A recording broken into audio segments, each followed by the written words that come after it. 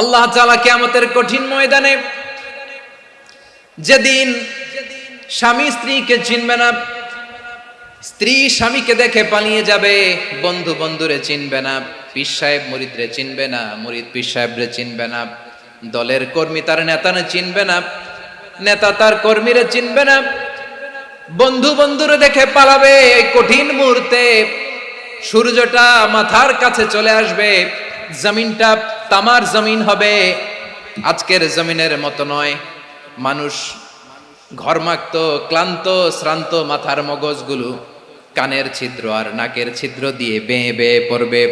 বিশ্বনবী ফরমান, ময়দানে 7 শ্রেণীর ব্যক্তিকে রব্বুল আলামিন তার আরশের নিচে ছায়া দিবেন। তার মধ্যে প্রথম শ্রেণীর ব্যক্তি হলো ইমামুন আদিল। ইমামুন আদিল, ন্যায়পরায়ণ শাসক, যে ইনসাফের সাথে বিচার করে, যে জাস্টিস সমাজে সার্ভ করে, যে সুশাসন নিশ্চিত করে, ওই ইমামুন আদিল। আদিল শব্দটা বুঝছেন না? ইন্নাল্লাহা ইয়া'মুরু বিল আদল, পাইছেন? আদিল। 7 শ্রেণীর ব্যক্তিকে আল্লাহ তাআলা সুশীতল আরশের নিচে ছায়া দিবেন, যেদিন তার দেয়া ছায়া ছাড়া কোনো ছায়া থাকবে না।